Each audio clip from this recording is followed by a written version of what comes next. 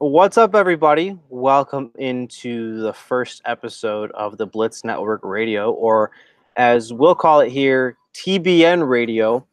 With you is the Blitz Network's editor-in-chief, Robert Zeglinski. And tonight, joining me is our lead analyst, Khari Thompson. Khari, what's up, man? Nothing much, man. Excited to get this thing going. Talk some football after a long day of not talking anything about sports. Yeah. Excited to talk football, defensive football mostly, not offensive football. We'll get to that in a second. You can follow Khari on Twitter at KD Thompson5. It's THOMPSON 5 KD. Follow me on Twitter at Robert Zeglinski, and we'll soon have a Twitter account for the Blitz Network. That's coming in the bye week, and it's coming with a lot of other exciting stuff we're rolling out. We're still building this up, but we appreciate you listening. We appreciate you coming on with us. I know that kind of just sprung that on Khari, but he'll be excited about it too. Khari, like man, I said, I'm always excited, man. I'm always ready. Okay, I like it. As I said, we're excited about defensive football. So, in a short little recap from Arizona, as you've likened to do in the past few weeks in your studs and duds recaps and such, Khalil Mack is amazing, and it's almost redundant to mention him anytime he makes a play because you expect him to dominate. You expect him to come through, especially the way he did against the Cardinals. Absolutely. I think when it comes to, and I feel like every week, and it's only been 3 games. It's only been 3 games. It's almost like it's getting hard in a way to continue describing what it is that we're seeing, because I feel like, Julius Peppers was great. When they signed him, there's, all of the excitement around having this incredibly dominant defensive football player coming in, changing games, and he made an impact right away. I just feel like what we're seeing right now is like a step beyond that. Like, this man cannot be dealt with. He can't be blocked. And it seems like he comes up with, he has come up with at least one game-changing play every game that he has played in with the Bears so far. The impact is just the feel and look of this team when he's on the field doing what he does is unbelievable. And a lot of people have talked about this, and I'm sure we'll get into a little bit more, but his mentality of every time he gets near the football, he's trying to take it away from you. It's not even just about punishing you or just generally like pushing the pocket or anything like that. If the football is anywhere near him, his hand or arm or helmet seems to find it. It's unbelievable. He has such a penchant for the big play. It's not just him getting to the quarterback. It's not just him, being an amazing run defender. It's not just him having a wide spanning impact on everybody else and making everybody else better. He just has a knack for making those plays. This is a Bears podcast. This is a largely Bears network for now. It reminds you of the way that Brian Urlacher and Charles Tillman used to do it. Going for the ball, creating turnovers. Except in my mind, Mac might almost be better than them, at least in terms of athletic ability, at least in terms of he's a freak. He's a freak. He's an absolute freak. And he does everything well. You were comparing him. It's like, yeah. It's funny because you just brought up Julius Peppers and you brought up Brian Urlacher. Yes, those guys were freaks in their own right, for the positions that they played. But, again, the comparison that this guy is Thanos. Like, this guy he looks like the big bad from every, comic book or anything that you've ever seen. He's just a monster. This is like he's like the Monstars, going up against the Toon Squad out there. He's crazy. He essentially has Russell Wilson on his gauntlet now, so I guess that's what the Power Stone, and then he has Sam Bradford, the Vision Stone. No, I don't know. The Soul Stone. Stone. Yeah. We'll go ahead and give him the Soul Stone. We'll give him the Soul Stone. This is a very nerdy podcast, but we'll go with this. And then now he's going to try to add Ryan Fitzpatrick or Jameis Winston, presumably Fitzpatrick. We'll get to that in a little bit. I think what's really scary though about Mac, before we talk more about the rest of the defense, is he's probably not even at 100%. No, He's no, probably not. He's probably not even really at full capacity, and he looks like the best defensive player in the game. He looks like he could take over a game, and not even he's not even in football shape. Sunday was the first time he played 100% of the snaps. And that is amazing. And going back to Green Bay, and I think even to an extent now, when the Bears traded for him, we saw all of this video analyzing his various moves, and just the various ways in which he can destroy a tackle. He can overpower you with brute strength, which is essentially what we've seen almost, I would say, like 90 to 95% of the time. He's just straight up destroying a guy, straight in his face, or dipping around the edge. But he hasn't even necessarily busted out a lot of the kind of the club moves that he uses when tackles start to overcompensate, when they open up too wide to the outside and then he beats them back to the inside. He hasn't even started doing stuff like that yet, and he's still destroying people because he's too good. And so you have to wonder what's going to happen when he starts to unleash his full arsenal of moves. Did you see Adam Hogue's tweet thread the other day where he had the still shots of what was going on? He was triple teamed. I thought we agreed that we don't talk about still shots in context. But anyway, continue. I will say this, because he did a series of still shots, so it wasn't just one. Okay. Yeah, it was a series of still shots. He was triple teamed on one still shot, and then he shows the next one from probably about a second later or half second later, where he promptly has then destroyed the triple team.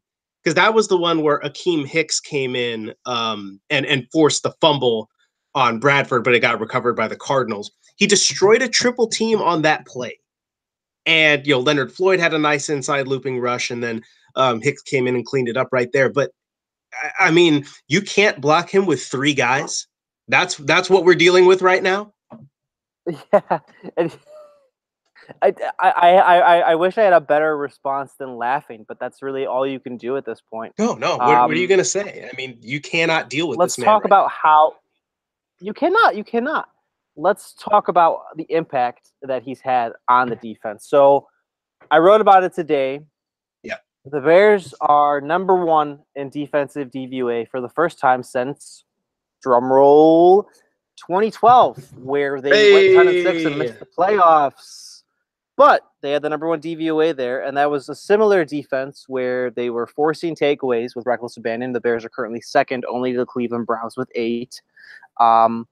This Bears defense is number 1 in pressure, number 1 in sacks, despite blitzing the least amount of any team in the NFL.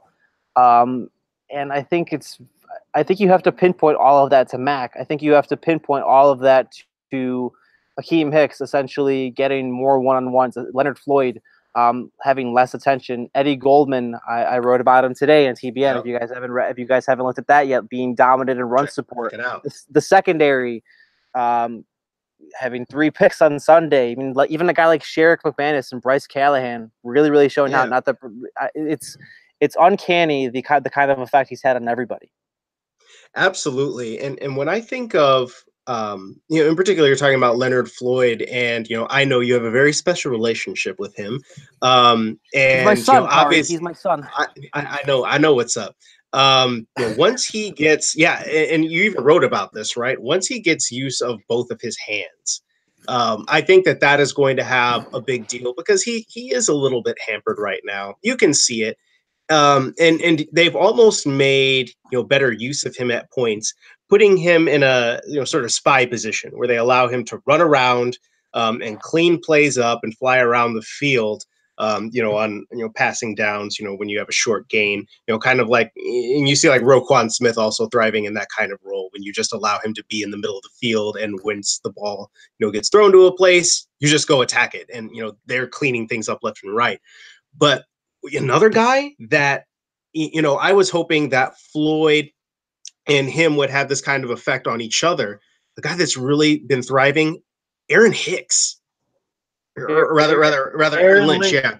Yeah, Aaron Lynch. Yeah, I went and spliced up, Akeem Hicks and Aaron Lynch. That'd be an But incredible defender, Khari. That'd be an incredible that defender. would be incredible. But Aaron Lynch, we talked about him as a guy. That he was somebody that we were hearing about in training camp. Like, was he even going to make the team because of his lingering injuries? He hadn't practiced. There was talk about him maybe being pupped or all that stuff. He makes the roster and immediately is starting against Green Bay. That was something that kind of flew under the radar. But then by week 2, he's dominating. He's out there causing all kind of havoc. And he looks like the kind of guy that he was when he was a rookie in Vic Fangio's defense in 2014. He's playing like that guy. And Khalil Mack, when you have to block him with more than one person, that's the kind of effect that he's going to have, because then if you block him single, man up, he's going to destroy you. So then Aaron Lynch is getting all of these one-on-ones on the outside. Leonard Floyd is getting one-on-ones. Akeem Hicks, when he gets one-on-ones, I mean, we've seen this for the last 2 years. Good luck with that. Well, with Hicks, he's kind of like Mac. Even if he gets a double or triple team, he's going to work through it. So he's almost a level of Mac. He's obviously not as good, but that's the kind of trade-off teams have to take when Mac's on the field. I wanted to clear something up though, Khari, because you kind of keep noting it. Sure. You keep noting it with Floyd and then I also talked about it with Goldman today. The value of guys that know their role on this defense, on this incredibly deep defense, but aren't getting the notable statistics like sacks, like interceptions, what have you. A guy like Leonard Floyd doesn't have a sack yet in this year, but would you call him a bad player? Would you call him? I'd still probably call him the third or fourth best player on the Bears defense, despite that, because of his impact. His versatility, and even when he's not rushing the quarterback, what he allows you to do, and the different kind of schemes that he allows you to play, and the fact that his sole value is not just rushing the quarterback. Like I'm saying, as a linebacker, as somebody who can chase down, plays from all over the field, and also just happening to be on a couple of these plays, Johnny on the spot, and recovering fumbles, or being involved. He cleaned up that play actually where Hicks forced a fumble. It got scooped up, and somebody's going to run for it, and Leonard Floyd is like, nope, actually we're going to keep this back here. So it's not like he is doing nothing on the field. He's just not getting a whole lot of credit for it. And Eddie Goldman is a guy that, again, we talk about nose tackles, getting, in particular, him getting paid, and the Bears investing in him. And people are asking, why would you do that? Why wouldn't you, invest money in another position, with Adrian Amos, which is something that we might talk about later on. He is, kind of the unsung, or one of the unsung linchpins of this defense. He's the man in the middle, anchoring everything. He's taking on double teams. He is creating space for linebackers to go run around and make plays. Every play that Eddie Goldman holds the line against a double team is a good play for Eddie Goldman and a good play for the Chicago Bears defense. You just kind of have to know what you're watching. And then, of course, there are those plays when, because he is so good, he just beats it anyway. I mean, the number of plays that he has already blown up for stops, or tackles for loss, I find myself very impressed with him. I think the best analogy that I think of for Goldman is when I look for photos to use in articles for him. When I'm looking, like, there aren't really, and there's nothing really prominent, because he's always involved in the scrum. He's always involved in the piles. He's always the guy being engulfed by offensive linemen, essentially doing his job. And it's very difficult to give him credit, because you're not even gonna find him in the official media of any game he's played in so far. I think that's a perfect emblem for him. And then I also said, like, he's kind of like that, especially for offensive linemen. He's kind of like that snow, that permafrost snow. Like, you know what I mean when that first layer comes down and you don't shovel it and you let it set in. That's Eddie Goldman. You're not gonna move that anymore. You're gonna have to wait until it melts. Except Eddie Goldman never melts. Eddie Goldman doesn't melt. Nope. He's essentially the same thing. you touched on Adrian Amos, and I want to make that distinction between these players that know their roles and play the run well and are disciplined. The difference between Adrian Amos and Leonard Floyd and Eddie Goldman, to me, is that, yes, he's a good player. Yes, he's a fine player. He does his job. It's just that Adrian Amos wants to be paid like one of the best. Eddie Goldman's just being paid in accordance with what, with other good run stuffing nose tackles. Leonard Floyd, maybe he'll get a contract extension at this rate, but I don't anticipate him being paid like a top pass rusher. Adrian Amos wants to be paid like a top 5 safety when he's not a top 5 safety. Yes, he's a valuable player to this defense, but there's that distinction. There's that distinction to be made. That's something you wrote about in the first week, and I think that also needs to be cleared up. And I think that when you watch these games, right, you can see Adrian Amos running around and making the plays that you should make. So he's stopping, throws into the flat or something short, coming up. He's coming up and making the tackle. He's coming up and run support. He's just not doing anything game-changing or spectacular. And I think that has been his MO for all 4 years that he's been with the Chicago Bears. And so I think that, and I'm not advocating for the Bears to just discard him, right? It's not like, just get rid of him like he's a bad player. That's not the point of this. And I feel like people often, take it too far in that sense. Like, oh, just because you don't think that Adrian Amos is an elite safety means you think he's bad. That's not true. At the same time, he's just not an elite safety. There's nothing that you could show me that could convince me that he is a top 5 safety, maybe even top 10 safety in the league. He is a very good player. He's a solid player. He's always in the place that you need him to be, and that's basically what you can expect from him. That's essentially the ceiling for it. Last year, he came up with a couple of nice plays where he caught the interception off of a ricochet, ran it back for a touchdown. That was nice. I didn't know he had that kind of athleticism. Things like that, right? Yeah. But again, the other passes defense that he had are routes that are coming right at him, where say a defender gets tangled up and the ball gets thrown at him, and it's like, okay, wave your arms and knock it down.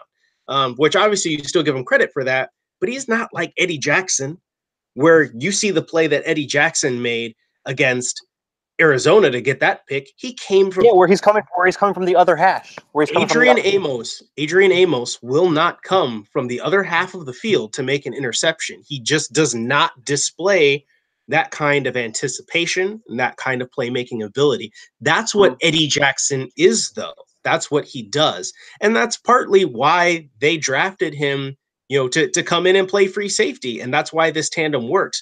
Eddie Jackson does the things that Adrian Amos cannot / even if he could, just does not do.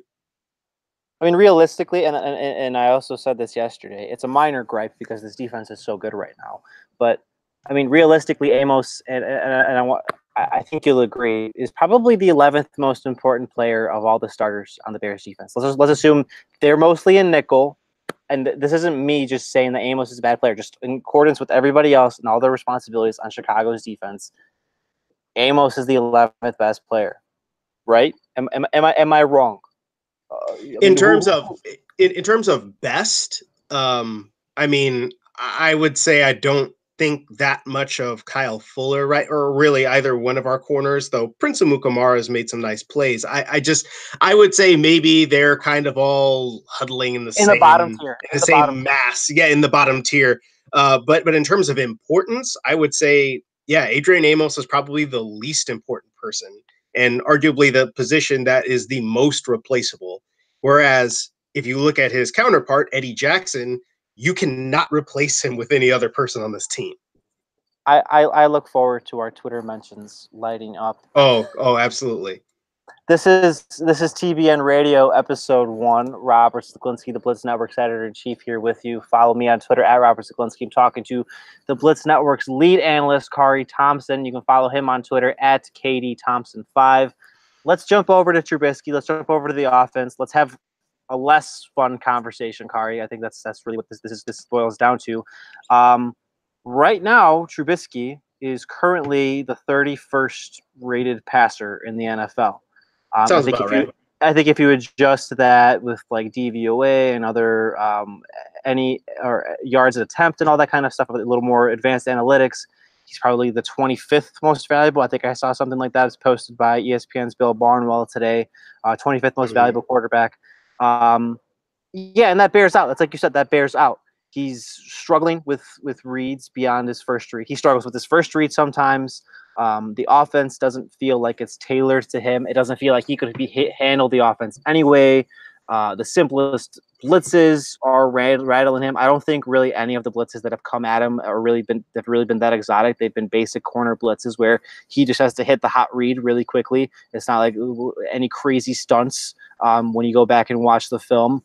And really, this Bears defense is only 2, or this Bears team is only 2-1 because of the defense. They very well might be 0-3 without Khalil Mack, without the defense playing so well because of Trubisky's struggles. And I think as the weeks go on, I think as games go on, this becomes that much more concerning. Yes, and I think that for myself, there's been a lot of you write about overreaction Monday, right? I think that is a very, very apt thing to do. I tried really hard after this past game to keep perspective. I did, in my like immediate reaction, first blush was that Trubisky was pretty bad. Yeah, he wasn't as bad as all that. When you go back and look at the film, I think.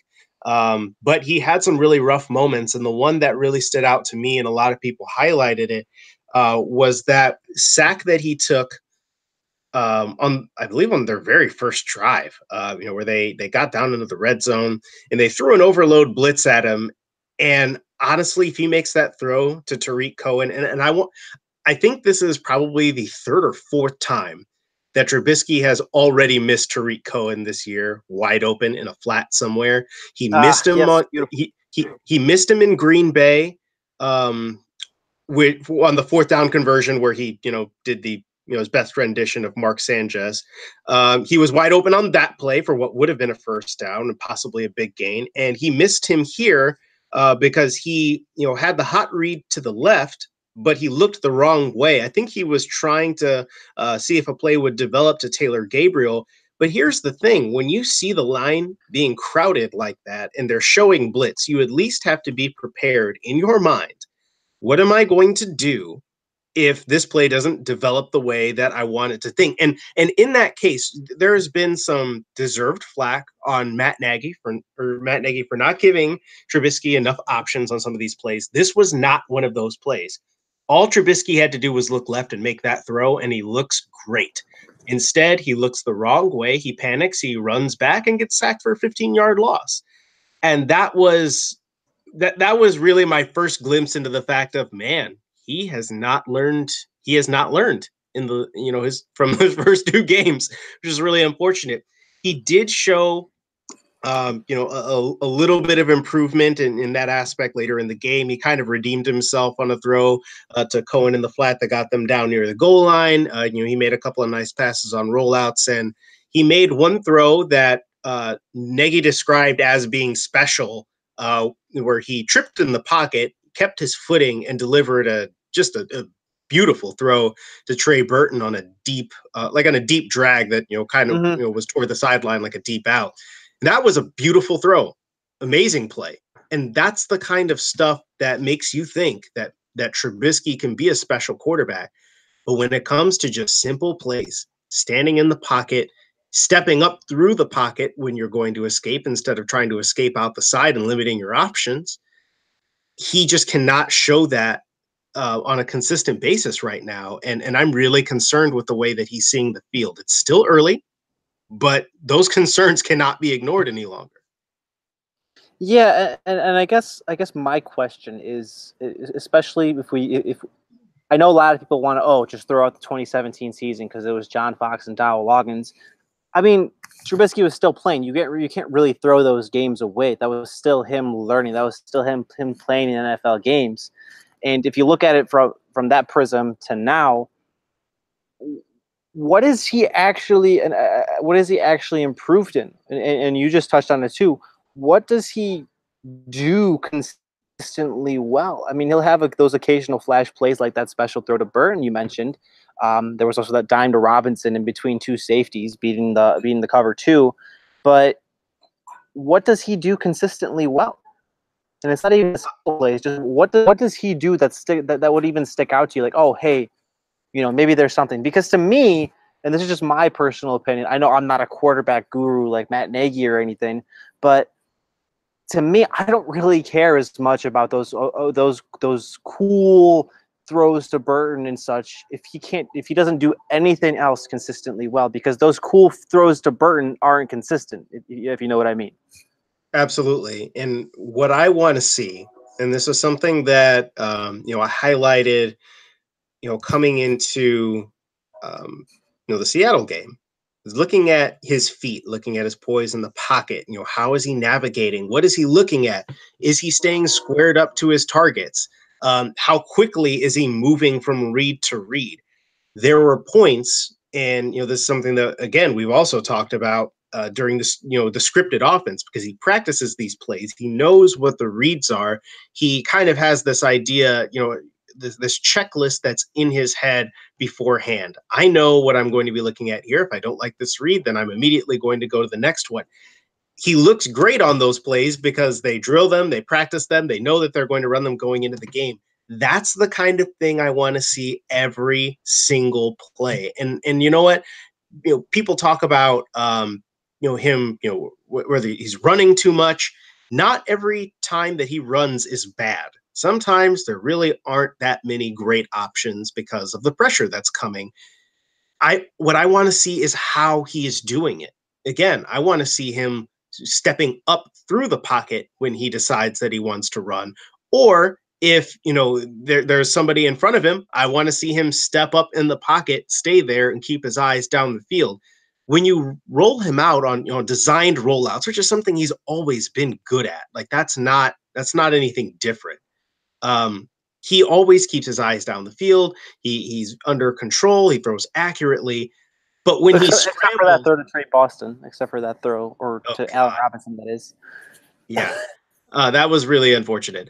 But I think that that's the kind of thing we just don't see in normal situations. When he's just in the pocket, he has, say Taylor Gabriel streaking down the seam and can't hit him. That's the kind of thing that an NFL quarterback you have to be able to make that throw. And, you have to be able to make those kinds of throws and make good decisions when it's a scramble versus just a designed rollout.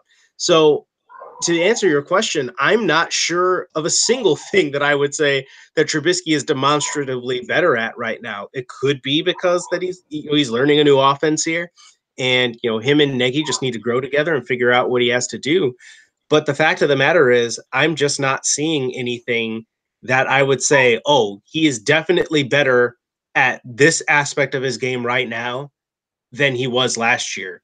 Basically, he's still a one-read quarterback that can throw on the run. That's it.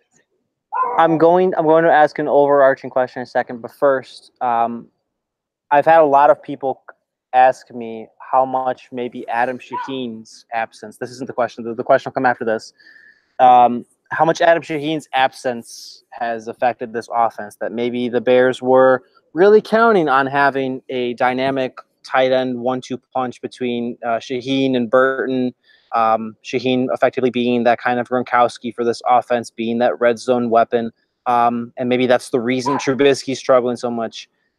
I don't buy it because I just, Shaheen's not. Burton's the guy that's probably was always going to be the one that would work in between the 20s, and the Bears haven't really gotten to the red zone that often. There'd be the kinds of plays that where Deion Sims, especially where Deion Sims dropped against the Packers, that Shaheen would have made, that Shaheen would have probably done much more with. But I don't think his presence on the field would have lifted Trubisky to this elite or even competent play. It would help. I think Shaheen would definitely help, and I think he's going to help a bunch when he comes back after Week 8, when he returns from injured reserve and the Bears bring him back. But I think people are overstating overstating what that loss means. He's a good player, but Shaheen has 14 total catches in his career. It's not as if he's proven or if he's like a superstar of the highest order yet, to where Trubisky doesn't know what to do without him. I absolutely agree. Here's the thing with that. I thought in the preseason it looked like they were trying out new things with Shaheen, where they were trying to stretch him out a little bit more as a receiver and having him run, slants, kind of deep digs and things like that. And I thought that he looked really good in that role, and that was something that he might, start to occupy a little bit more. And especially now that the Bears have realized that Deion Sims shouldn't play because he's bad. Well, he shouldn't get passes thrown to him. He shouldn't get pass. I think he can block. He just can't get passes thrown to him. So yeah, I can see that. A caveat. A caveat. I can take that caveat. I do think that Trey Burton is a better blocker than perhaps we gave him credit for, which is probably also part of what's keeping Sims off the field a little bit more, and why Ben Broniker is starting to get on the field some, because they realize that Burton can play a little bit more of that inline role than perhaps they originally planned. But I can accept that. At the same time, I think that Adam Shaheen probably was going to start taking snaps from Sims anyway, and so you would be seeing Shaheen and Burton running down the field a little bit more together. However, that said, I don't think that Trubisky's problem is the fact that he doesn't have guys to throw to. Allen Robinson's open all the time. Allen Robinson's very good. I wanted to mention this too before you say anything more. I'm surprised at how open he gets when you watch him on film. How many times Trubisky just flat out misses him, considering this is a guy that's only a year removed from an ACL injury and didn't do anything in camp in the preseason. Allen Robinson's better than we thought. Continue anyway. Oh yeah, he is. His route running is as advertised. Simple as that. And he's gotten his movement back. He was never a burner kind of guy. He just knows how to manipulate a route. And, so he's just open all the time. Taylor Gabriel, I believe, next gen stats show that he's, getting the best separation of anybody in the league right now for, per route run, which is not surprising given that he is a burner. That's what he does. And I think that, Trey Burton has been open plenty as well. So it's not the fact that he doesn't have anybody to throw to and nobody's open. And we've already talked about Tariq Cohen being open all the time. Trubisky, there is no one player that can influence Trubisky's struggles right now except for Trubisky, because I believe that those struggles are mainly between his ears.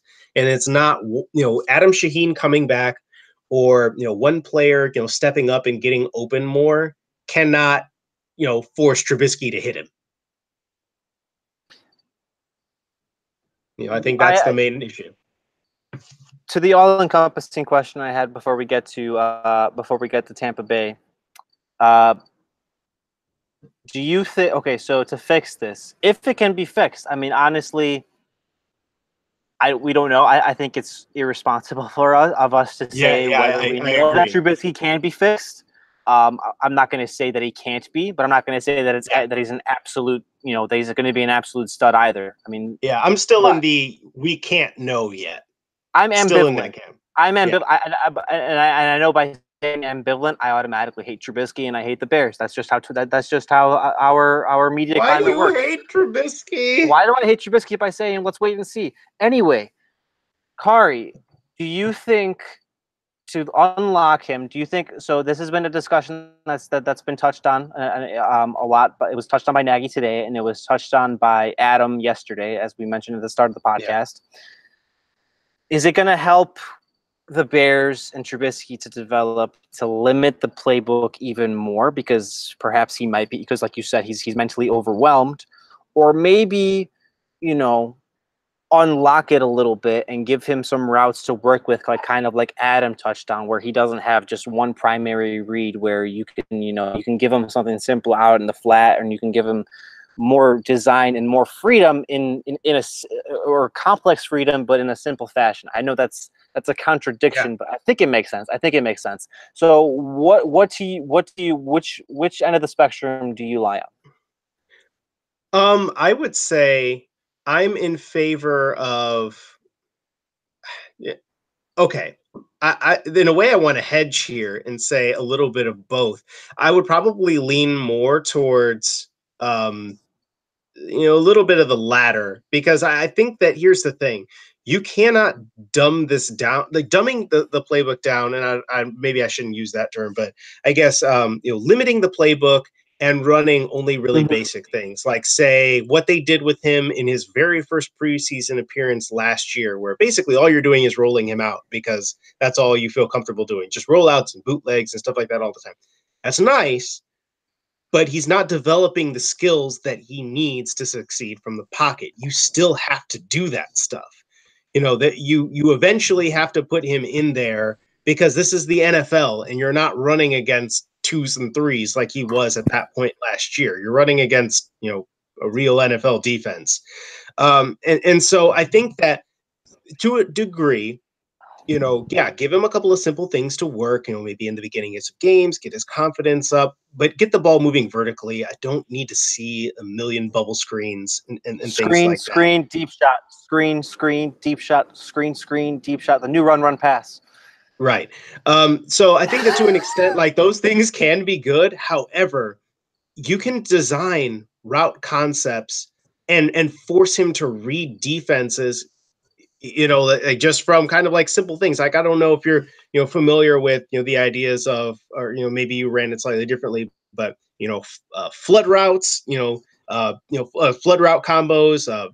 We had one called bench, but the concept is, essentially like a, stretch, flat, shadow, post, where basically you work on concepts. So that one person is always going to be running, or at least like when you call this package of plays, one person is going to be running this kind of route. Maybe it's a fade, maybe it's a post, maybe it's a, sluggo or something like that. Somebody is going to be running in the flat, whether it's going to be a deep out, a short out, whatever it is. Someone's going to be running a drag and someone's going to be running a post over the top. Just something to be like, okay, look, when I call this package of plays, you need to read the defense to know what you're looking at. But, these combos, there's going to be somebody that you can use to attack at every single level. I think that that is probably more where I would veer, because this this will not work if he cannot read a defense, and he's not going to learn how to read defenses if all you're calling are, kind of simple things, that get him running out of the pocket, or you're just running RPOs and he's just firing quick slants all over the place. Because eventually, again, this is the NFL. People are going to catch on to that kind of thing.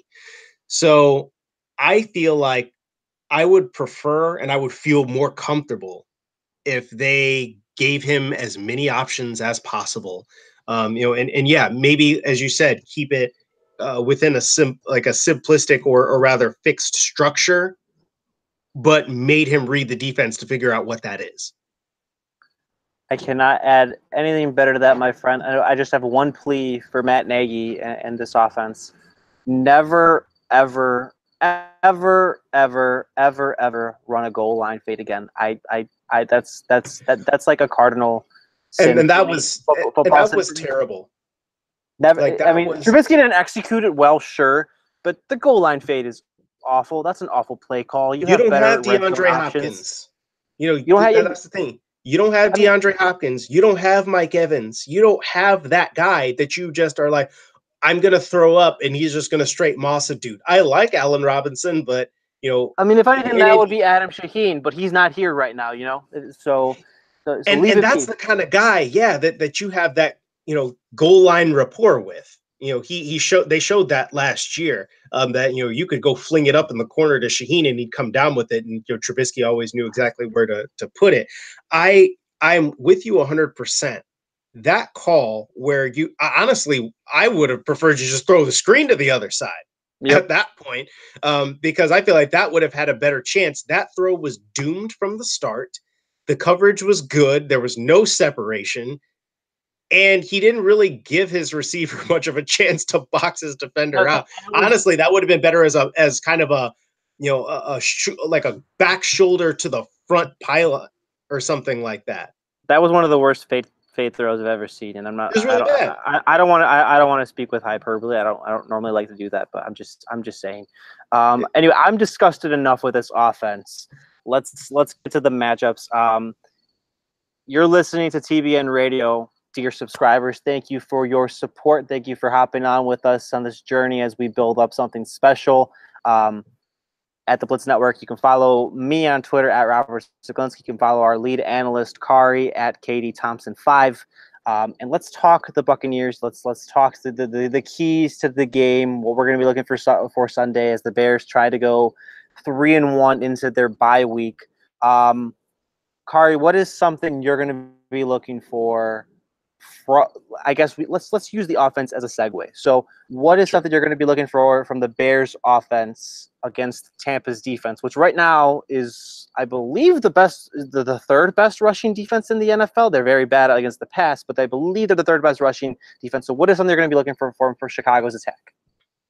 So, I want to see, probably a 55 to 45 ratio of 55 pass, 45 run, somewhere in that. Like I want to see a good amount of balance, but the important thing is, as we found last year, is not just about the number of plays called in either way. It's going to be when they are called.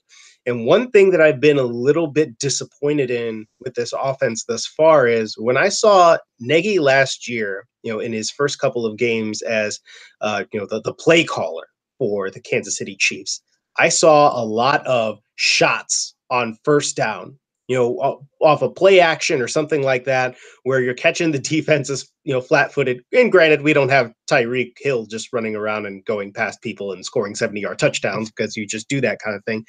But, that kind of thing where, they know that they have Jordan Howard. They know that you want to establish him. And then you go ahead and you take a shot, and you'll catch somebody off guard. I haven't seen a lot of that. I think that the attacking mentality hasn't quite been there. I think that in a way, the way that this offense has been structured has been, a little bit of Nagy, I would say, protecting Trubisky to an extent, trying not to overload him, even though he's overloaded anyway.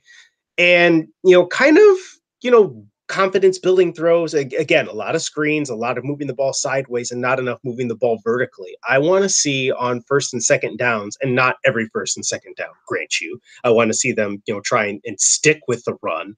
I want to see them moving the ball vertically in the middle of the field, hitting a couple of slants and, some timing routes on first and second downs and loosen up this defense and get yourself in third and manageable. So then you can open up the playbook, because Jordan Howard is, as tough sledding as it's been at times for Jordan Howard, he's still that guy that if you give him a little bit of a crease, he will continue to, kind of find his way to churn out big gains.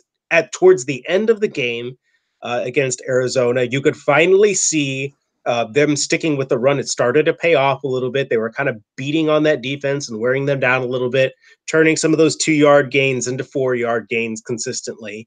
So, I want to see that. And at the same time, I want to see them calling plays that are going to keep the defense off balanced. So maybe you run Jordan Howard, up the middle. Then maybe you go ahead and, do a rollout to Trey Burton and hit him on that, flat, that drag route that they love so much and that works seemingly every time they run it, and then maybe you work the ball up the field to Allen Robinson, then go ahead and run it to Howard again. Then maybe you give it to Cohen around the end. Again, I want to see them keep it mixed up and, keep the defense guessing, because right now it's been a little bit too much of one thing versus another. Too much passing, and then when everybody was complaining about too much passing, then they ran the ball with Jordan Howard way too much at the start of the game, and it was a bit too much of an overcorrection for my taste. I think I'll say this for the defense too, but I want to say for the offense, Tampa Bay has obviously been a team. I think the last 2 matchups, the Bears, just outside of like general or like specific scheme stuff you just talked about, the Buccaneers have blown the Bears out the last 2 matchups they've had in Tampa Bay, so in 2016 and 2017, and I've never felt like it was because Tampa Bay was that much better. Maybe that's just me having some kind of bear goggles on, but it eventually felt like, maybe an early turnover or something sunk Chicago, or an early bad play, and then morale would completely sink, and it would turn into 36-10, or it would turn into 29-7. I think was last year's score. I want, and I don't think that's going to happen with this year's Bears offense, as bad as they've been. But I don't want to see. I guess this. I don't know how this is a matchup issue, but I don't. I want to see the team kind of persevere, and obviously this is a lot on John Fox versus Matt Nagy. I want to see the team persevere after what will likely be an early Trubisky, bad throw on third down or something, or maybe when they don't listen to you and don't use Jordan Howard efficiently. I want to see the team persevere. I think they will, and that's something that I want to watch on Sunday, particularly against the Buccaneers. I think you know what I'm talking about. It's just that the Tampa Bay has been such a weird game for the Bears in the last 2 years, and I almost think that a lot of the guys that have been here for a while, that have played for Vic Fangio, that have been around the offense, like Kyle Long and Howard and all that, they know it too, and it's almost like they're going to be used. They'll use this as a barometer. So when that Trubisky bad play happens, just push through it, just persevere through it. I hate to normally be so cliche and all, but it's really that simple. I'm just looking at history. And in those last couple of years, I think that has been sort of the story in a way. It really was not that the Tampa Bay Buccaneers played particularly well. Truthfully, I didn't think that, like Jameis Winston played that well last year at all. It was mostly a matter to me of the fact that Mike Glennon was so bad and the Chicago Bears offense could not do anything. And in 2016, Jay Cutler had 2 early turnovers. So and then offered one up to Chris Conti, and sacrificed himself to the football gods on that one. Thanks a lot. And so right there, like, those are a couple of instances where your quarterback play killed you. And I really hope that this does not end up being the case here. And I think that's one thing that's kind of underlying all of this. We want our quarterback play to win us a game, against Tampa Bay rather than losing one for us. But I think that, hopefully in this particular case, because the Buccaneers have some vulnerabilities in the secondary. The aforementioned Chris Conti just went to IR. They're aging a little bit at cornerback. Aging on one side with Brent Grimes, and then they have a lot of inexperience on the other end.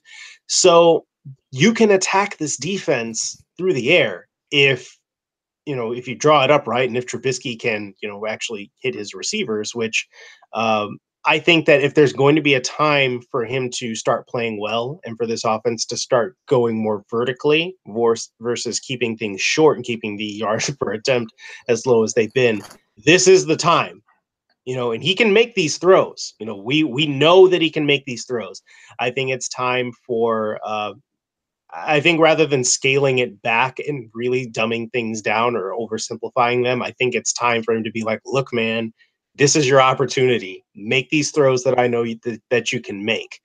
So what I want to see really is for them to try to take advantage of what this defense is right now. You're going to have to run the ball because that's just the nature of the game. But I mean, that's not going to be the easiest thing in the world, when you have to run a Gerald McCoy. So you got to be able to, push this ball. And I believe they can do it. So this will be that test of, is our quarterback play going to win us a game against Tampa Bay this time? To the defensive side of the ball, I'm going to admit I don't fear Ryan Fitzpatrick or Jameis Winston. I saw inklings today that it's very likely going to be Fitzpatrick. I think Matt Nagy thinks it's very likely going to be Fitzpatrick. So okay, I don't fear Ryan Fitzpatrick. I think Khalil Mack and the Bears defense are poised to force 2 or 3 turnovers off of him. He might throw for 300 or 350 yards, but it might be the empty calorie yards you'll ever see. Yeah. I honestly think in matchup issues, I'm going to be curious to see how specifically up front how someone like Ali Marpet fares. So Ali Marpet, and I'm just going to double check how Ali Marpet fares against Eddie Goldman, how he fares against Akeem Hicks. Obviously, Akeem those guys are probably going to get he's probably going to have to go one-on-one with one of those two, considering that the Buccaneers are going to do everything to stop Mac. I think that'll be a key up front. I'm going to want to see how. I think Deshaun Jackson has been one of the better big play receivers in the league this year. I know he hasn't had the high volume, but he's made a bunch of big plays downfield. Oh yeah. As a matter Mike of Evans, fact, that's going to be a focus for me coming up tomorrow. Action teasing at the Blitz Network. That's what we do. Yes. You saw Mike Evans. You saw Mike Evans make some plays on Monday night against the Steelers. He's one of the better aerial. He's just gonna eat. Yeah, I mean that he's just gonna is. do. He's gonna. So I'm a little. I will say I'm a little concerned with how the second. I think that's another key matchup. Seeing how how Fuller and if Prince Mukamara, if he plays, if it's Sherrick McManus or Bryce Callahan, perhaps going to the outside, faring against those two. Those are obviously big play guys. It's going to be very difficult to limit them. The Bears' pass rush is going to have to be consistent. But yeah, I think overall, this game's going to be one up front, and the Bears have one of the best front sevens in the league, and I don't think Tampa Bay has the horses to match it. No, and I think that ultimately this is going to be the story, and particularly, it's going to set the tones a lot at the beginning of games, because before the offense, kind of starts giving away possessions or, not capitalizing, because I guess I shouldn't say giving away possessions, because they are, one of the best, if not the best time of possession team in the NFL. I think they are the best, as a matter of fact. So they have the ball a lot. But as I pointed out, the Bears are second best, I believe, to the Eagles. Second best. Okay. I figured they were up there. Yeah. So the second best time of possession team in the league. So they have the ball a lot, but it really matters mostly what you're doing with it. Are you scoring touchdowns? Here's the thing on that, Khari. I want before you continue. I think it's important to note that the reason they've had the ball so much is because like of things like Sunday, where the Bears defense is forcing 4 takeaways in the second half, and where the offense is forced to come back out in the field. It's those kinds of things. It's not them necessarily playing well. It's just the defense staying off the field. I think you can separate those two. Anyway, go on. Exactly. And I think that the main thing that concerns me there is, in those cases where the Bears are not capitalizing on drives. So yeah, maybe they show up back on the field and then they go 3 and out, or they have another, ineffectual drive. And then the defense has to spend more stressful downs on the field, running and trying to essentially make the plays necessary for this team to win. That gets trying. And so what I want to see then, essentially is, in those beginning downs where the Bears are fresh, they are ready to go and ready to get after it, really put the heat on Ryan Fitzpatrick and this Tampa Bay Buccaneers offense, and really get after them, try to force a mistake, try to force some turnovers, get some free possessions that, perhaps the Bears offense can do a little bit of something with. It's really hard to ask them to continue to make plays like they've been making and score touchdowns. I mean, they had 2 defensive touchdowns in the last couple of weeks, right? So it's a little hard to continue to ask them to do that. But it's kind of, in a way, it's kind of what you got to do. I mean, like what else are you going to do with the offense being in the state? And so I want to see them get after the Arizona Cardinals now, like immediately. Tampa Bay Buccaneers. Oh man, see, what's happening right now is because I'm watching Arizona Cardinals film right now. I'm actually watching that really horrible fade route you talked about, and so those Freudian slips are really getting in my head right now. We have the most dedicated analyst at the Blitz Network for the guys. Homie, I'm watching film right now. I'm watching film right now. Khari, I think we've dispersed on the matchups quite well and made our thoughts known. We won't say our picks on this podcast. That'll come in our regularly Friday schedule things. But I think listeners can generally gauge where we're going to lean. I won't specifically say where, but I think you can generally gauge that. I will say, though, this has been a fun first episode of the Blitz Network Radio. It's been great. It's great to finally touch base with you, buddy. Absolutely. Just nice to talk shop, nice to talk football, nice to give all of our initial subscribers and people hopping on with us, like I said, like hopping on this journey, let them get that X's and O cravings and let them get these discussions they want so badly, that they deserve. I mean, you and I can only give them the best, right? Absolutely, man. I mean, why would we give them anything else? You can follow Khari on Twitter at KD Thompson 5. You can follow me on Twitter at Robert Zeglinski. We'll have much more throughout the week coming up against the Buccaneers. We're going to have a lot of big bye week plans for the website as a whole. We appreciate you guys sticking with us and seeing what we have to offer as we build this bad boy up at the Blitz Network. As I've said often in the past, stay classy, everybody. You're much appreciated. Have a good night.